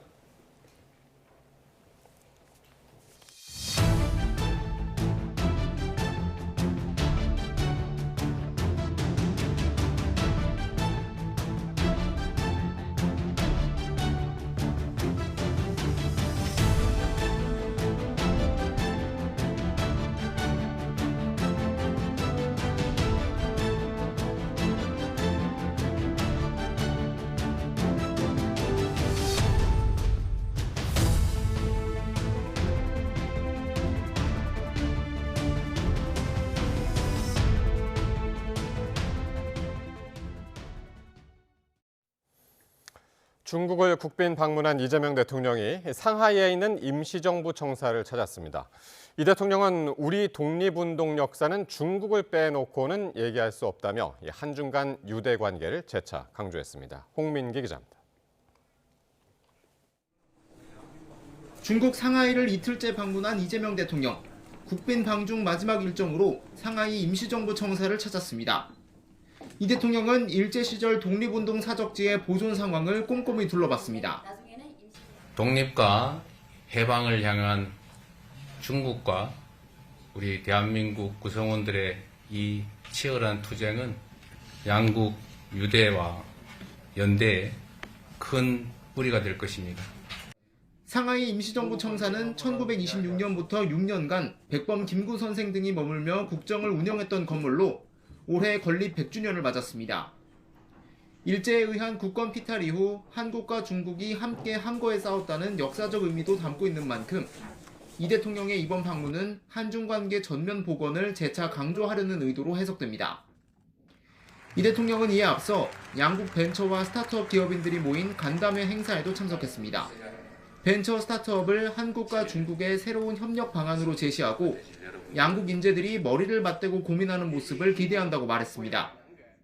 한국의 벤처 스타트업 생태계가 중국의 거대한 혁신 창업 환경과 유기적으로 연결된다면 한국과 중국 양국은 더 새롭고 더 큰 성장의 해법을 마주하게 될 것입니다. 이번 행사엔 스마트 의족 개발업체, 건물 외벽 청소 드론 개발 스타트업 등 한중 양국 기업인과 고위급 인사들까지 모두 400여 명이 모였습니다. 이로써 이 대통령은 올해 첫 외교 일정인 3박 4일 중국 국빈 방문을 마무리했습니다. 이 대통령은 이번 달 안에 일본을 방문해 다카이치 사나이 총리와 회담하는 방안도 검토하는 것으로 알려졌습니다. 중국의 히토류 수출 금지 등 중일 갈등이 나날이 격화하는 가운데 중재 역할을 맡게 될지도 주목됩니다. 중국 상하이에서 YTN 홍민기입니다. 이재명 대통령은 이 간송미술관이 소장한 석사자상 한 쌍을 중국에 기증하기로 한 배경을 직접 밝혔습니다. 각자 제자리를 찾아주자는 의미를 상징적으로 보여주고 싶었다며 대신 우리는 푸바오 대여를 요청한 것이라고 설명했습니다. 직접 들어보겠습니다. 이 한중일 동북아의 이 역사 문제는 사실은 저는 이제 현실이 너무 어려우니까 좀 과거는 직시하되 미래를 향해 가자라고 해서 그걸 일부러 막 부각하거나 그러고 싶지는 않은데 그래도 제자리를 좀 찾아주자. 서로 각자가 있을 자리에 있자라는 의미로 관송미술관이 굳이 돌려주고 싶다는데 이번에 그냥 우리도 좀 생색도 좀 내자라고 해서 제가 좀 밀어붙여가지고 급하게 추진된 거예요. 중국이 우리한테 줄 거는 내가 보니 아무 찾아봐도 없더라고요. 뭐 있으면 그래서 푸바오라도 줘라. 제가 그렇게 한 겁니다. 푸바오라도 빌려줘라. 네, 최근 몇 년 동안 우리 화장품의 중국 수출은 한한령 그리고 중국 내수 부진으로 주춤했었습니다. 이번 국빈 방문을 계기로 한중 관계가 회복되면 K-뷰티의 대중국 수출이 반등할 수 있을지 관심이 쏠리고 있습니다. 오동건 기자입니다. 중국 상하이에서 열린 K-뷰티 글로우 위크. 중소벤처기업부가 우리 화장품 유망 기업의 중국 진출을 지원하기 위해 마련한 행사로 중소브랜드 50여 곳이 참여했습니다. 중국을 방문 중인 김혜경 여사도 팝업 스토어 현장을 찾아 한국 기업들을 응원했습니다. 여자분들은 되게 민감하잖아요, 화장품에 대해서. 근데 화장품의 본인의 피부나 계절에 따라서 아주 다양하게 선택할 수 있고. 한류 확산과 함께 세계 시장에 빠르게 자리 잡고 있는 K-뷰티. 하지만 중국 시장만 놓고 보면 수출은 계속 감소하고 있습니다. 2021년 48억 8,500만 달러까지 치솟았던 중국 수출액은 이후 감소세로 돌아서며 지난해에는 약 50% 가까이 줄었습니다. 화장품 최대 수출국 자리도 중국 대신 미국이 차지했습니다. 한류 콘텐츠에 대한 중국 내 규제, 이른바 한한령의 영향이다 중국 경제 성장률이 둔화하며 내수 소비가 약해진 탓이었습니다. 이재명 대통령 방중 이후 한중 관계가 회복되면 K뷰티 수출 반등의 계기가 될 수 있을지 관심이 모이고 있습니다. 우리 화장품의 중국 수출이 막힌 이유 중 하나가 정치적인 부분도 있기 때문에 한중 관계가 회복되고 이 부분이 해소된다면 수출은 크게 증가할 수도 있을 것으로 보입니다. 다만 중국 수출 감소에는 현지 화장품 기업의 경쟁력 강화도 영향을 준 만큼 단기간에 극적인 반등을 기대하기는 어렵다는 신중론도 함께 나옵니다. 중국 화장품 시장 규모는 2024년 기준 약 154조 원으로 미국에 이어 전 세계 2위입니다. 놓칠 수 없는 거대한 시장에서 선전하기 위해 전문가들은 무엇보다 가격대별로 차별화된 전략이 필요하다고 지적합니다. 특히 이미 중국 제품이 강세를 보이는 중저가 브랜드보다 프리미엄 제품군의 경쟁력이 강화되어야 한다는 조언입니다. YTN 오동권입니다. 내일 다시 반짝 강추위가 예고됐습니다. 밤사이 찬바람이 강해지면서 서울 아침 기온이 영하 9도, 체감온도는 영하 15도 안팎까지 떨어질 전망입니다. 서울에는 나흘 만에 다시 한파주의보가 내려졌습니다. 김민경 기자가 보도합니다. 동장군의 심술이 연일 이어지고 있습니다. 새해 초에는 긴 한파로 한강이 일찌감치 얼어붙더니 이번 주는 찬 공기가 주기적으로 내려오며 기온이 하루 사이 10도 이상 크게 오르내리고 있습니다. 잠시 누그러졌던 추위는 밤사이 다시 강해질 전망입니다. 북서쪽에서 상층 기온이 영하 30도 아래의 강한 찬 공기가 내려오기 때문입니다. 기온이 10도 이상 내려갈 걸로 보이는 서울 일부 지역과 강원, 충청, 경북 곳곳에는 한파주의보가 내려졌습니다. 서울에 한파특보가 내려진 건 나흘 만입니다. 8일 목요일 아침 기온은 중부지방을 중심으로 영하 10도 안팎으로 떨어지겠고 바람도 강해 체감온도는 낮에도 영하권을 보이는 곳이 많겠습니다. 내일 아침 서울 기온은 영하 9도, 체감온도는 영하 13도까지 내려가겠고 일부 중부 내륙의 체감온도는 영하 20도 안팎까지 떨어질 걸로 보입니다. 강추위는 다음 주 초중반까지 길게 이어집니다. 추위 속에 모레 오후부터 주말 사이에는 중부와 일부 남부지방에 눈이나 비가 내릴 가능성이 있습니다. 다만 건조특보가 열흘 넘게 이어지는 동쪽 지역은 날이 갈수록 더 메말라가며 산불 위험이 커졌습니다. 산림청은 대응 체계를 강화하고 산불 상황실을 24시간 운영하며 감시를 이어가고 있습니다. YTN 김민경입니다. 새해 들어 연일 100포인트씩 상승 중인 코스피가 장중에 또 4,600선을 넘었습니다. 코스피는 외국인의 1조 2천억 원 순매수에 4,600선을 넘어 4,611까지 올랐지만 이후 상승폭이 줄며 0.6% 오른 4,551로 마감했습니다. 삼성전자는 1.5% 오른 14만 1,000원으로 SK하이닉스는 2.2% 오른 74만 2천 원으로 장을 마치며 각각 종가 기준 최고가를 경신했습니다. SK하이닉스는 장중 사상 최고가인 76만 2천 원까지 도달했습니다. 최근 해킹 조직이 국내 의료, 교육기관과 온라인 쇼핑몰 등의 내부 정보를 빼돌려 판매하고 있는 것으로 조사됐습니다. 과학기술정보통신부와 한국인터넷진흥원은 미상의 해킹 조직이 해킹 포럼을 통해 국내 기관과 기업 데이터를 탈취, 판매하는 동향이 확인돼 주의가 필요하다고 밝혔습니다. 이번 해킹 사고 피해 대상에는 충북대 등 교육기관과 기업이 포함됐으며 쿠팡은 들어가 있지 않았습니다. 쿠팡 물류센터에서 야간 근무를 하다 숨진 고 장덕준 씨에 대해 쿠팡 측은 장 씨가 자원해서 편한 업무를 맡은 거라고 주장하고 있습니다. 하지만 YTN 취재 결과 장 씨의 업무는 가장 힘든 일 가운데 하나였고 이마저도 누군가의 지시로 떠맡은 정황이 있는 것으로 확인됐습니다. 양동훈 기자가 단독 보도합니다. 지난 2020년 쿠팡 70 물류센터에서 야간 근무를 마친 뒤 귀가했다가 숨진 고 장덕준 씨입니다. 물류센터에서 쉴 새 없이 오가고 어디론가 급히 달려가기도 합니다. 당시 장 씨는 주당 58시간이 넘는 고강도 야간 근무를 이어가다 끝내 숨졌습니다.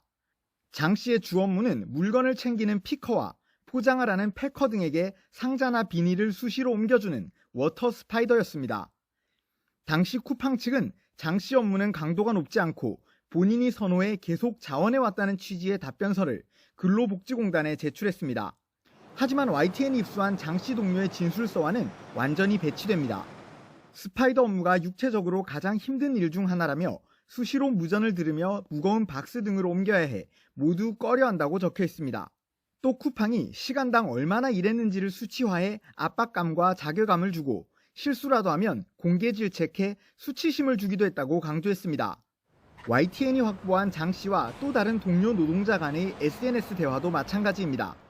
장 씨는 피킹이 확실히 편하다며 고충을 내비쳤고 스파이더를 계속 시키려나? 라고 묻자 이 동료는 시키지 않을까요? 라고 답했습니다. 누군가의 지시로 고된 일을 도맡아 했을 가능성이 제기되는 대목입니다. 조사를 진행한 노동당국은 쿠팡 측의 주장을 모두 배척하고 장 씨가 장시간의 야간 근무에 시달린 데다 육체적 강도도 높은 업무를 담당하다 숨졌다며 산업재해를 인정했습니다. YTN 양동훈입니다. 종각역 근처에서 택시를 몰다가 사상자 14명을 낸 혐의를 받는 택시 운전자에게서 문제 약물이 검출되지 않은 것으로 파악됐습니다. 서울경찰청은 70대 A씨에 대한 약물 정밀 검사 결과 마약류 관리법상 약물 성분이 모두 음성으로 판정됐다는 국립과학수사연구원의 통보를 받았습니다. 이에 따라 경찰은 A씨에게서 약물 운전 혐의를 제외할 방침입니다. 서울 강남경찰서는 의료인 자격 없이 방송인 박나래 씨에게 진료 행위를 한 혐의 등을 받고 있는 이른바 주사 이모 씨의 자택 등을 지난달 말 압수수색했습니다. 이 씨는 의사 면허가 없는 상태로 박나래 씨에게 수액 주사를 놓고 항우울제를 처방하는 등 불법으로 의료 시술을 한 혐의를 받고 있습니다. 경찰은 압수물 분석을 마치는 대로 이 씨와 박 씨를 불러 조사할 것으로 보이는데 지난달에는 이들의 출국 금지 조치도 한 상태입니다. 얼마 전 한 경찰관이 고속도로에서 교통사고 현장을 수습하다가 졸음운전 차량에 치여 순직하는 안타까운 사고가 있었는데요. YTN이 관계기관들의 사고 대응 매뉴얼과 아직 공개되지 않은 사고 영상을 확보했습니다. 짚어봐야 할 부분들이 많았습니다. 김민성 기자가 단독 보도합니다. 참사의 시작은 음주운전이었습니다. 면허 취소 수준의 음주운전자 차량이 고속도로 한복판에 서 있었고 이걸 다른 승용차가 들이받으면서 발생한 1차 사고. 곧바로 출동한 구급대원 등 현장 출동 인력이 상황을 정리 중입니다. 그런데 빠른 속도로 달려온 SUV가 음주 차량을 그대로 튕겨냅니다. 수습 중이던 사고 현장이 순식간에 아수라장이 됐습니다. 사고 구간의 제한 속도는 시속 110km. 당시 크루즈 모드로 운행 중이던 SUV의 속도는 그 이상이었습니다. 게다가 운전자는 경찰의 졸음운전이었다고 진술했습니다. 그때부터 삑 소리 나면서 펑 터지는 소리가 나더라고요. 일단 머리부터 감싸고 옆으로 숙였는데 첫 번째 사고 이후 두 번째 사고가 벌어지기까지 약 30분. 그 사이 현장 대처는 어땠을까? 경찰과 도로공사, 소방은 각각 자체 매뉴얼을 마련해 사고 현장에 적용하고 있습니다. 세 개 기관 모두 고속도로 사고 수습 현장을 지키는 완충지대 확보를 최우선으로 강조합니다. 이른바 방호구역입니다. 사고 현장 앞쪽으로 출동 차량을 대각으로 주차해 수습 현장의 활동 범위를 확보하고 LED 장치 등으로 뒤에 오는 차들의 정차나 서행을 유도하는 방식입니다. 서울 방향 본선과 램프 모두 3개 차로로 구성된 사고 구간. 본선 2개 차로에 걸쳐 사고차들이 서 있는 와중에 긴급 차량 대부분이 갓길에 있었습니다. 추가 사고 방지를 위해 2차로를 막고 있던 도로공사 차량 한 대뿐. 그마저도 사고 지점에서 그리 멀지 않은 곳에 있었습니다. SUV가 음주 차량을 들이받기까지 1차로 후방에서 달려오는 차량의 속도나 방향을 바꿀 직접적 방호 수단이 현장에 없었습니다. 고속도로 점선 한 칸의 간격이 20m인 점을 고려하면 LED 경고등도 사고 장소로부터 뒤쪽으로 100m가 채 안 되는 곳에 설치됐습니다. 그마저 맨 뒤 하나가 2차 사고 2분 전, 그러니까 참사 직전에 원인 모를 이유로 꺼져버린 탓에 안전거리는 더 짧아졌습니다. 매뉴얼은 이제 원칙인 거고 현장에서 이제 판단해가지고 이 원칙을 바탕으로 판단하는 거라는 거는 이틀 뒤 서해안 고속도로 사고 구간에서 촬영된 다른 사고 현장과 문제 2차 사고 현장을 비교해봐도 그 대비 태세가 사뭇 다릅니다. 결국 2차 사고로 이어지면서 경찰관과 견인차 기사가 숨지고 현장 구조 활동을 하던 구급대원 2명 등 9명이 다치는 참사가 빚어졌습니다. 출동 기관들은 당시 현장에서 매뉴얼이 정상 작동됐는지 또 개선할 점은 없는지 검토하고 있습니다. 앞서 순직 경찰관 빈소를 찾았던 윤호중 행정안전부 장관은 빈발하는 2차 사고 방지를 위해 경찰, 한국도로공사 등과 협의해 사고 대응 매뉴얼을 개선하겠다고 말했습니다. YTN 김민석입니다. 내란 혐의 사건 결심 공판을 앞둔 윤석열 전 대통령 측이 이 특검의 공소장 변경을 이유로 재판을 다시 해야 한다고 주장했습니다. 재판부는 그러나 변호인 주장을 받아들이지 않고 오는 9일 변론을 종결하기로 했는데요. 특검이 사형과 무기징역 중에 어떤 걸 구형할지 주목됩니다. 신규혜 기자입니다. 내란 특검은 지난달 지금까지의 증거조사 결과나 공판 단계에서 입수된 추가 증거를 반영해 윤석열 전 대통령을 비롯한 주요 피고인들의 공소장을 바꾸겠다고 신청했습니다. 이제 막바지에 다다른 재판에서 재판부가 특검과 피고인 양측 의견을 들었는데 피고인들은 일제히 반발하고 나섰습니다. 바뀐 공소장이 기존 내용을 벗어났고 방어권도 침해된다는 겁니다. 특히 윤 전 대통령 측은 공소장에 검사의 주관적인 평가가 기재돼 있다며 공소장이 아니라 의견서에 가깝다고 날을 세웠습니다. 또 공소장 변경이 허가된다면 처음부터 재판을 다시 해야 한다거나 당연히 무죄가 선고돼야 한다고 강조했습니다. 반면 특검은 수사 과정에서 계엄을 치밀하게 준비한 사실을 밝혀내 공소장 변경을 한 거라며 사실관계는 같다고 반박했습니다. 재판부도 바뀐 공소장이 기존 주장을 보완한 거로 보인다며 특검의 손을 들어줬습니다. 문제가 있으면 입증을 못한 검사가 책임을 져야 될 문제지 변호인들이 그 부분에 대해서 뭐 증거를 제출하시거나 그럴 필요는 없는 문제라고 또 보이는 점도 고려를 했습니다. 윤 전 대통령 측은 체포방해 재판에서도 추가 증거조사나 증인신문이 필요하다며 변론을 재개하는 등 재판을 더하자고 주장했습니다. 그러나 재판부는 받아들이지 않았고 다음 달 16일 예정대로 선고하기로 했습니다. 오는 9일 검찰 구형을 듣고 변론을 종결할 계획을 세운 내란 사건 재판부도 일정에 박차를 가하고 있습니다. YTN 신기혜입니다. 김건희 씨가 서희건설 이봉관 회장에게서 목걸이와 브로치 등을 받고 인사청탁에 직접 관여한 정황이 공소장에 담긴 것으로 파악됐습니다. 특검은 김 씨가 윤 전 대통령 당선 직후인 2022년 3월부터 5월 사이 이 회장으로부터 3차례에 걸쳐 1억 830만 원 상당의 귀금속을 받았고 청탁을 들어주는 대가라는 점을 인식하고 있었다고 봤습니다. 공소장에 의하면 이 회장은 서울 서초구 아크로비스타 지하식당에서 김 씨를 만나 반클리프 아펠 목걸이를 시작으로 티파니 브로치와 그라프 귀걸이를 잇따라 건넨 것으로 조사됐습니다. 이에 김 씨가 선물 받은 목걸이가 예쁘다고 화답하며 회사에 도와드릴 것이 뭐 없느냐고 물었고 이 회장의 맞사위 박성근 전 검사에 대한 인사청탁을 받았다는 게 특검 수사 내용입니다. 정교유착비리 합동수사본부의 수사 가운데 주목되는 건 신천지의 정치 개입 의혹입니다. 특검이나 경찰 수사가 진행된 적이 없기 때문에 합수본은 우선 이 홍준표 전 시장이 주장한 10만 당원 의혹부터 살필 것으로 보입니다. 우정훈 기자의 보도입니다. 이재명 대통령은 정교유착 의혹에 대한 검경 합동 수사를 주문하며 통일교뿐 아니라 신천지도 언급했습니다. 통일교 신천지 얘기는 저도 사실 저 오래전에 얘기도 한번 했었던 의제이긴 한데 이게 특검한다 그래서 우리가 더 이상 얘기는 안 하고 아마 이 대통령 지시로 출범한 합동수사본부는 통일교와 신천지의 정치 개입 의혹 일체를 수사 범위로 정했는데 이는 여당이 발의한 특검법 수사 대상과 같습니다. 신천지 의혹의 발단은 지난해 홍준표 전 대구시장의 발언이었습니다. 신천지가 국민의힘 20대 대선 경선에서 윤석열 전 대통령을 후보로 만들기 위해 지난 2021년 신도 10만여 명을 책임당원으로 가입시켰다는 겁니다. 홍 전 시장은 총회장 이만희 씨에게 직접 들은 이야기라며 신천지가 윤 전 대통령을 지지한 이유는 검찰총장 시절 코로나로 인한 압수수색 영장 청구를 2차례나 막아주었기 때문이라고 주장했습니다.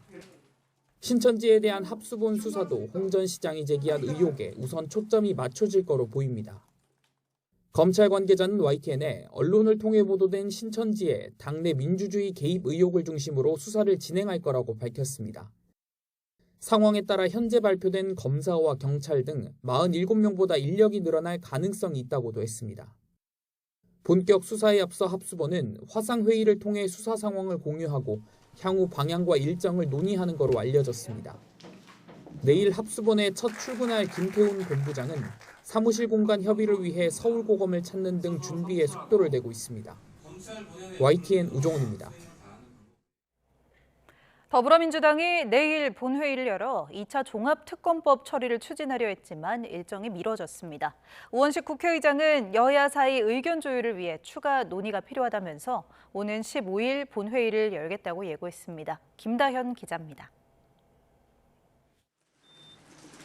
이른바 2차 종합특검을 새해 1호 법안으로 제시한 더불어민주당. 12월 임시국회 마지막 날인 내일 본회의 처리를 시도했지만 불발됐습니다. 여야 이견이 좁혀지지 않는 상황에서 원내 지도부 회동을 주재한 우원식 국회의장이 제동을 건 겁니다. 내일은 본회의 개최를 하지 않는 것으로 어느 정도 정리가 됐고, 국회의장실은 일방적으로 본회의를 소집하는 것은 적절하지 않다면서 민주당 새 원내대표가 선출되는 즉시 다시 회동을 주재하겠다고 밝혔습니다. 국민의힘이 본회의 개최를 반대하며 또 필리버스터 카드를 꺼내드는 상황을 우려한 것으로 보입니다. 의장실은 이재명 대통령이 외교 순방에 나선 엄중한 시기라는 점도 언급했는데 외교 성과가 강조돼야 하는 상황에서 여야가 대치하는 모습에 시선이 쏠리는 것도 고려한 것으로 해석됩니다. 대신 의장실은 특검법 등 주요 안건과 민생 법안을 처리하기 위해 오는 15일 본회의를 열겠다고 예고했습니다.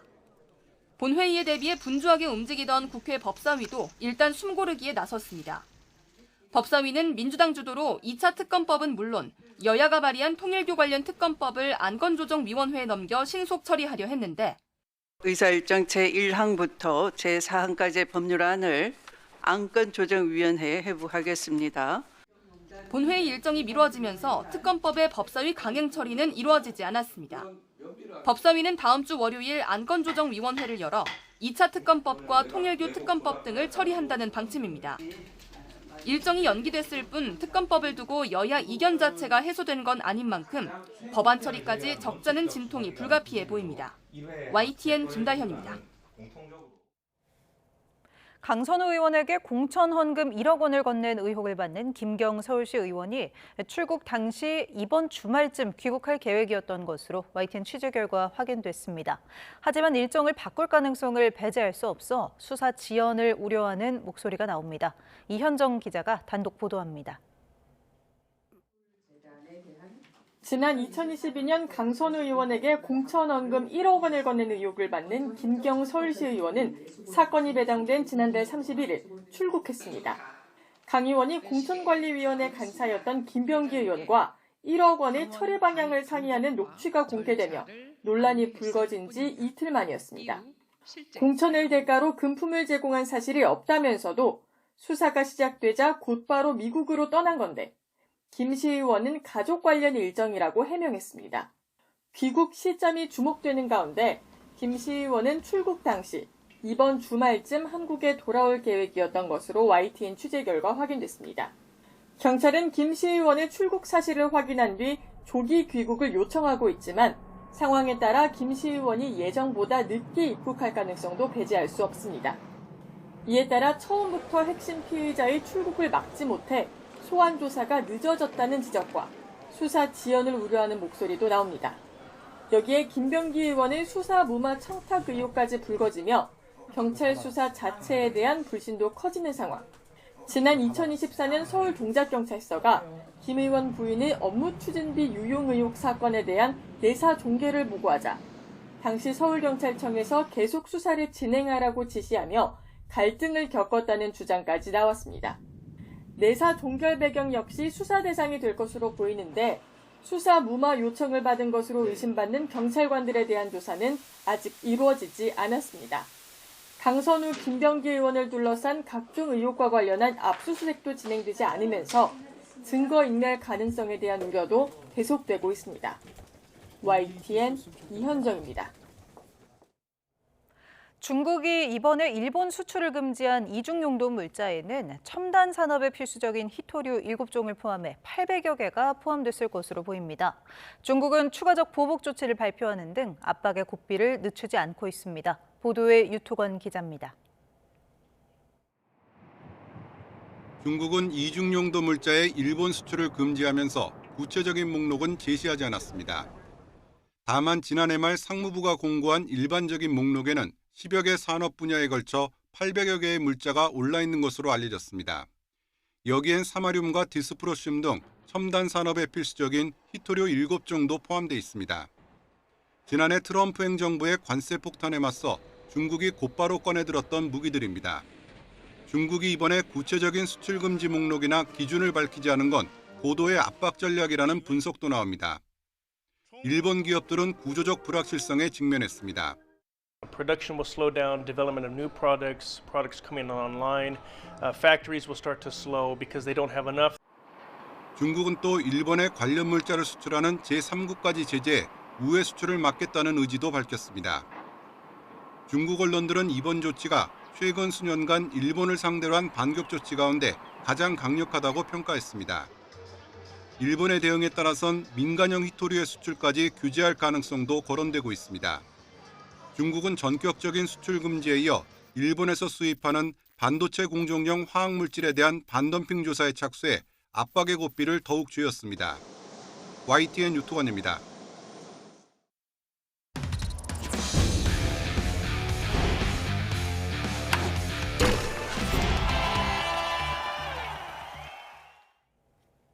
올해 줄줄이 이어지는 스포츠 빅 이벤트의 시작을 알리는 밀라노 코르티나 단페초 동계올림픽을 한 달 앞두고 우리 선수들이 결의를 다졌습니다. 금메달 목표는 3개 이상으로 잡았습니다. 이경재 기자입니다.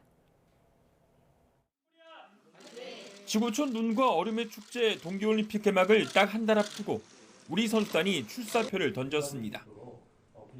선수 단장이 밝힌 목표는 금메달 3개.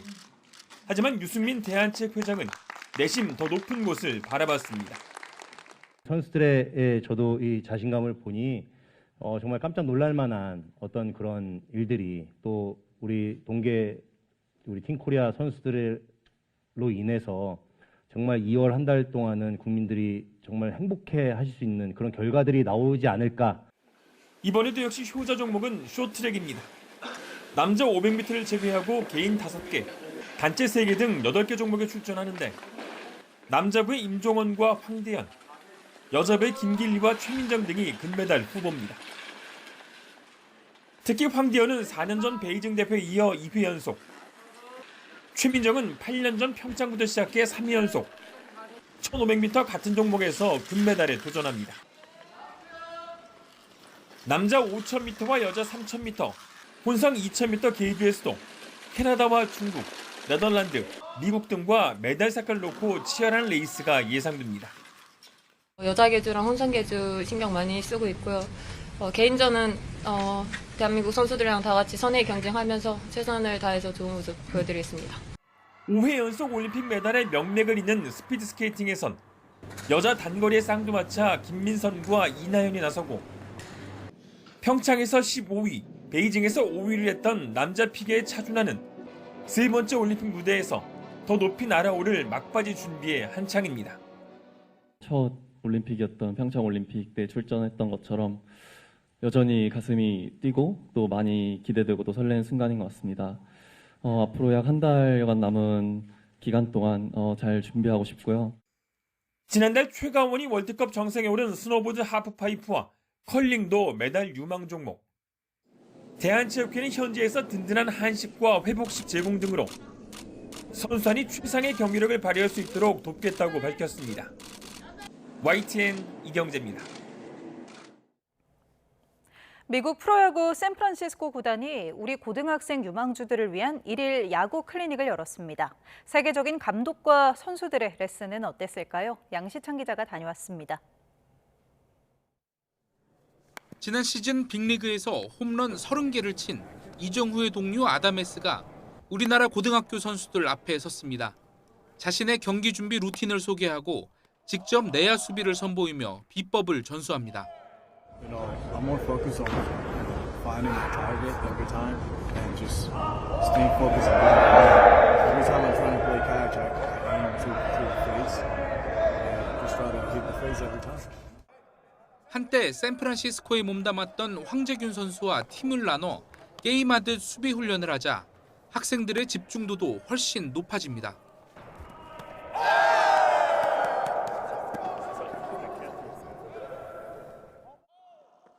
외야수들의 1일 코치를 맡은 로빈슨 코치는 미국식 수비 훈련 방식을 전수하고 이정후는 모교 후배들의 수비 동작을 자세히 관찰하며 조언을 아끼지 않았습니다. 오래간만에 후배 선수들과 또 학창시절 감독님 뵙게 돼서 너무 즐겁습니다. 바이텔로 감독 역시 직접 배트를 들고 투수들의 수비 훈련을 지도하며 목소리를 높였습니다. 메이저리그를 꿈꾸는 야구 유망주들에겐 값으로 매길 수 없는 소중한 자양분이 됐습니다. 가르쳐줘서 너무 영광이고 또 제가 꿈꾸는 메이저리그에 30홈런 치신 유격수분한테 수비를 배워서 너무 뜻깊은 시간이었던 것 같습니다. 일단 다시 못 올 시간이기 때문에 정말 소중한 시간인 것 같고요. 일단 하나라도 여기서 얻어서 가면은 진짜 좋은 거기 때문에 최대한 얻어가려고 노력하겠습니다. 남대문 시장 방문과 전통 놀이 체험, K푸드 만들기에 야구 클리닉까지 수뇌부가 총 출동한 샌프란시스코 구단은 즐겁고 뜻깊은 추억을 남기고 한국 방문의 공식 일정을 마무리했습니다. YTN 양시창입니다. 여자 프로배구 한국도로공사가 현대건설을 완파하고 1위 자리를 지켰습니다. 도로공사는 경북 김천체육관에서 열린 홈경기에서 33점을 올린 모마를 앞세워 2위 현대건설에 세트 점수 3대 0으로 승리했습니다. 선두 자리를 빼앗길 뻔했던 도로공사는 16승 4패로 승점 43점을 쌓아 현대건설과 격차를 승점 5점으로 벌렸습니다. 대전에서 열린 남자부 경기에서는 KB손해보험이 삼성화재를 세트 점수 3대 1로 꺾고 하현용 감독 대행 체제에서 첫 승을 신고했습니다. 축구 국가대표 양민혁 선수가 잉글랜드 챔피언십 1위 코번트리 시티에서 남은 시즌을 보냅니다. 양민혁의 원소속 구단 토트넘은 양민혁을 올 시즌 남은 기간 코번트리에 임대한다고 발표했습니다. 지난해 1월 토트넘으로 이적한 양민혁은 2부 리그팀 포츠머스에서 뛰며 3골과 1개의 도움을 기록했습니다.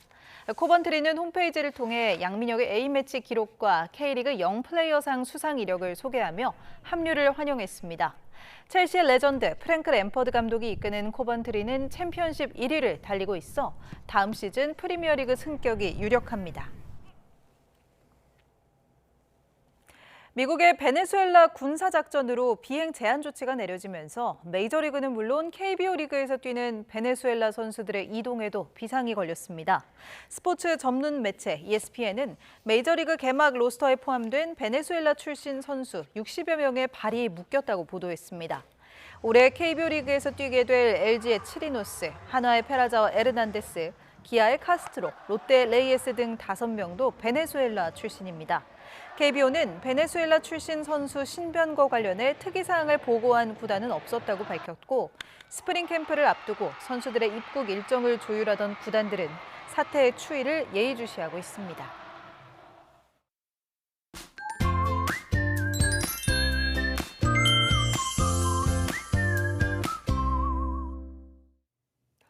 다시 찬 공기가 밀려오고 있습니다. 이에 따라 밤사이 기온이 큰 폭으로 떨어질 것으로 보이는데요. 수도권과 강원, 충북과 경북 곳곳에 다시 한파주의보가 내려진 가운데 내일 서울 아침 기온이 영하 9도, 체감 온도는 무려 영하 13도까지 곤두박질하겠고 오늘보다 9도가량 큰 폭으로 떨어지면서 추위가 더 강하게 느껴지겠습니다. 한낮에도 서울 기온이 영하 1도에 머무는 등 종일 추위가 이어질 것으로 보이는 만큼 옷차림 따뜻하게 해주시기 바랍니다. 내일도 대체로 맑은 하늘이 함께하겠습니다. 다만 제주도에는 오후까지 비가, 산간에는 1에서 3cm의 눈이 오겠고 전남 서해안에도 빗방울이 떨어지거나 눈이 날리는 곳이 있겠습니다. 또 서울과 동쪽 지역을 중심으로 매우 건조한 날씨가 이어지겠고 동해안에서는 너울성 파도가 높게 일겠습니다.